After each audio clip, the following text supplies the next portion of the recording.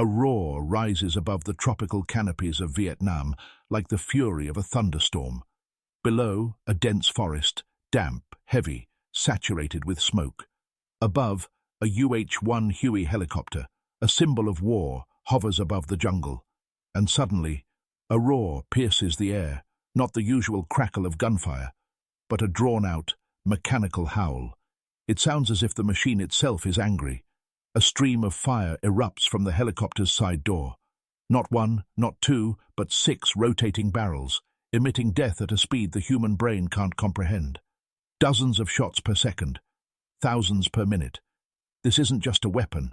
This is a minigun, a technological marvel, created at the intersection of science, madness, and military necessity.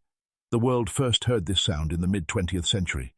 It wasn't just the sound of war, it was the sound of progress pushed to its limits. The minigun wasn't just a weapon for the battlefield, it became a symbol of the very idea of superior firepower. A symbol of how man can make metal fire faster than he can think. But before it appeared, decades of research and failure passed. Firearms had long since reached what seemed to be their peak. Bullets flew faster, cartridges were more reliable, mechanisms were more sophisticated. However, armies around the world craved one thing: a higher rate of fire. The world was entering an era of high-speed warfare, where accuracy, not firepower, was decisive. It was at this moment, at the intersection of engineering and military pragmatism, that an idea was born that would change the very concept of a machine gun. Its origins date back to the 1860s, when American inventor Richard Gatling created the first multi-barrel mechanism, the Gatling gun. It was rotated manually, reminiscent of a mechanical carousel of death. But with the advent of electricity, everything changed. Now not a person but a machine could rotate the barrels. Almost a century passed. The Cold War had divided the planet, and the American military was looking for a way to give its pilots an advantage in the air. They needed a weapon that could literally mow down targets with terrifying speed. Thus, Project Vulcan is a program designed to create a new generation of rapid-fire automatic weapons. It is within its depths that engineers at General Electric developed what would later become a legend, the M134 minigun. Why mini? Because it's the little brother of the 6-barreled M61 Vulcan aircraft cannon, mounted on the F-104 and F-105 fighter jets. But despite its reduced size, its power was no less destructive. 6 rotating 7.62mm caliber barrels, an electric drive, and a rate of fire of over 6,000 rounds per minute meant the minigun could fire nearly 100 bullets in a single second, a steel storm that left the enemy with no chance to hide. The minigun was first used en masse in Vietnam. Helicopters equipped with this system were given a new name: gunships. Each Huey transformed into a hovering fortress, decimating the jungle and enemy positions in seconds. Viet Cong soldiers feared these machines more than artillery, because when a minigun appeared, escape was impossible. But this weapon had another side: the price of its power. The minigun was a glutton for ammunition. A single short burst would burn through a belt of hundreds of rounds. It required complex maintenance, feeding, and precise adjustment. It wasn't a machine gun in the traditional sense. It was an instrument of war, designed not for man, but for machine. The minigun later became an integral part of American military culture. It could be seen on Black Hawk, Chinook, Cobra, and even on armored vehicles. The weapon has also achieved symbolic status in popular culture.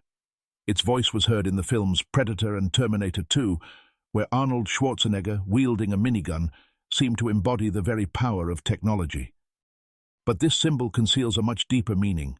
The minigun is a metaphor for the human desire for absolute control, for speed, for strength, for mastery over space. It's not just a weapon, it's a machine that mechanized warfare. When military engineers in the 1960s first saw a 6-barreled unit spinning, spewing fire at an unnatural speed, they realized it wasn't just a weapon. It was an engineering challenge to physics itself. Thus was born the minigun, a machine that literally redefined the concept of firepower, a symbol of technological superiority and terror, embodied in metal and rotation. Its history begins in the depths of the American company General Electric, where an engineer named Richard Gatling inspired the idea almost a century after his invention. the famous Civil War-era Gatling gun, the old principal multiple barrels rotating in a circle, was given new life by electricity and aviation. In 1960, the military faced a new reality. Jet aircraft and helicopters were moving too fast for traditional machine guns. Single-barrel cannons couldn't cope. The barrel overheated, limiting the rate of fire. Something different was needed, not just a machine gun, but a system capable of creating a wall of fire in seconds. The solution was the Gatling, powered gun, designated the M134 minigun. The name Mini was ironic. This monster weighed nearly 40 kilograms without ammunition, but behind it lay a power unmatched by anything else in the world at the time. 6-barrel, 7.62 cal 51mm NATO caliber gun produced a fire rate of up to 6,000 rounds per minute. By comparison, a standard M60 machine gun fired only up to 600 rounds per minute. A tenfold difference. The difference between a salvo and a storm. The operating principle is simple yet ingenious. Each barrel fires in turn, and while one is ejecting the spent cartridge, the other is ready to fire. Fire flows in a circular pattern without overheating or delays. An electric motor drives the block, and the cartridges are fed by a flexible belt from boxes holding hundreds or even thousands of rounds. The sound of the minigun is unmistakable. It's not firing. It's a continuous roar, like a jet engine, only metallic, with fiery flashes from each barrel. The system required a powerful power source, so the minigun was initially used only on aircraft, helicopters, airplanes, and armored personnel carriers. Its role in the Vietnam War is particularly well known. It was there, aboard UH-1 Huey and AC-47 Spooky helicopters, that the minigun became legendary. When the helicopter hovered over the jungle and opened fire, the ground beneath it erupted as if struck by lightning. Vietnamese soldiers said the sky spit fire. This was no exaggeration. Each minigun salvo transformed a square meter of forest into a storm of steel. The technical details were as dramatic as the war itself. The difficulty lay in feeding the ammunition. At such a rapid rate of fire, standard belts would jam. Engineers developed a flexible system with auger-type feed mechanisms to ensure each round landed precisely in the chamber. Power was supplied by the helicopter's electrical system, 28 volts DC. Without it, the weapon was useless.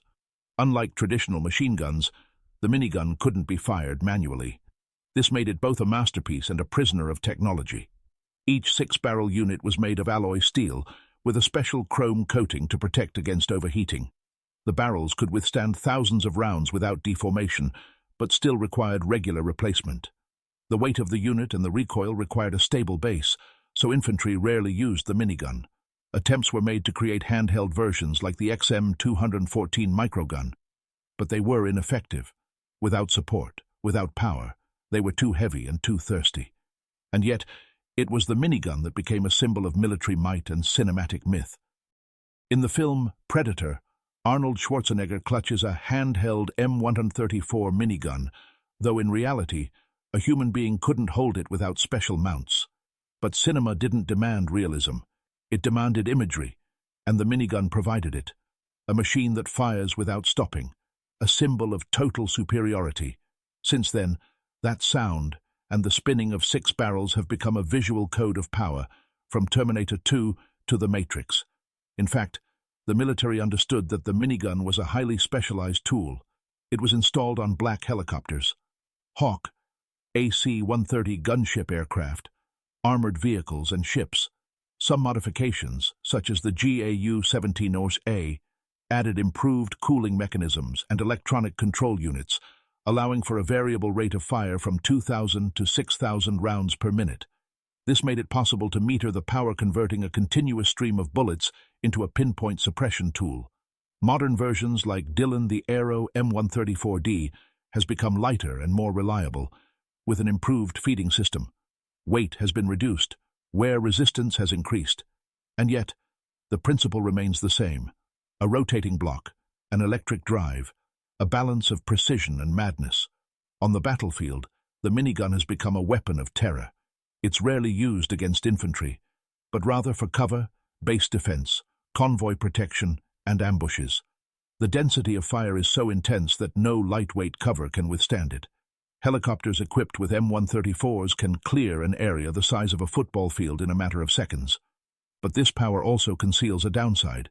A single minigun salvo can expend up to 500 rounds in 5 seconds, equivalent to tens of kilograms of ammunition. Each flight required careful calculations: the weight of the ammunition, how much energy the engine could expend without overheating the system. This is a weapon not simply based on force, but the precise calculations of engineers working at the limits of metal and physics. Today, miniguns remain in service with the US, NATO, and several allied militaries. They are being modernized and equipped with stabilization systems, laser sights, and remote controls. In the Navy, they can be seen on riverine, class boats, command boat, in aviation, on MH-60 helicopters. Even special forces like the US Navy SEALs sometimes use them to protect bases and convoys. And yet, the minigun is more than just a weapon. It's a symbol of an era where speed and technology became more important than quantity, where war became an engineering competition. Its metal spinning faster than human perception. It's a flame that births myth. How far can we go before technology becomes its own monster?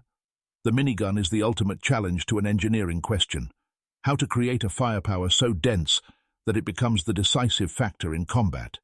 The engineer's answer was both triumphant and alarming. It was a triumph because human ingenuity had managed to pack pure, tangible power into a few dozen kilograms. It was alarming because this power brooked no imprecision. Its logistics were expensive, and its use gave rise to new moral dilemmas. Over the decades, the minigun has evolved from an experimental unit on a firing range to a symbol of protection and intimidation. It has transformed tactics, redefined fire support, and become a benchmark for vehicle platform integration. Electricity, mechanics, and logistics are all now part of a single combat mission. Pilots, engineers, and commanders have all been forced to rethink risk and the value of a second on the battlefield.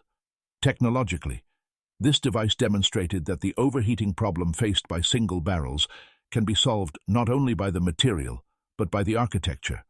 Load sharing between multiple barrels, synchronization of feed chains, and the use of an external drive opened up new possibilities. But these very possibilities also brought new challenges: enormous ammunition consumption, dependence on electrical power, complex logistics, and increased maintenance requirements. Each of these issues is not simply a technical detail, but a factor influencing a commander's decisions in combat. Culturally, the minigun has become a metaphor. Hollywood has exploited its power as an image that speaks louder than dialogue. When it fires, everything stops. But cinema is a symbolic language, and in it, the minigun often functions as an archetype, unrelated to real mechanics. The real world is more complex. There, the tool needs to be maintained, ammunition needs to be transported, and there, live people who pay the price of its use. From a strategic and tactical perspective, the minigun demonstrated that sheer density of fire can be used not for total destruction, but for conflict management, suppressing fire positions, covering landings, and protecting objectives. In the hands of those who understand the balance between power and logistics, the minigun is a tool that brings victory closer, with minimal cost to one's own forces. In the hands of those who overlook these nuances, it becomes an empty tyranny of fire. Today, as digital systems and remote control become the norm, the minigun's legacy is still evident in modern solutions. Modular turrets, remotely controlled mounts, and integration with sensors and targeting systems. The principle high cycling, heat separation, and electric drive remains alive in new systems. This demonstrates that an engineering idea that grew out of a simple desire to increase the rate of fire has found eternal life in the architecture of modern weapon systems. But ultimately, any story about technology is a story about people, about the designers who poured their skills into filthy workshops and laboratories, about the soldiers and pilots who entrusted their lives to machines, about those who designed logistics and counted every kilogram of ammunition, about those who returned from war with wounds, and about the big decisions politicians and generals made based on data on losses and gains. The minigun is not a death sentence or a celebration of weapons. It is a mirror. It reflects our ability to create instruments of power and our responsibility to regulate their use. Technology does not impose morality on its own, Morality is developed by the people who decide how, where, and why it is used. If you've listened to this film to the end, you've already taken a step toward understanding. Technology is changing not only the battlefield, but also how we think about war.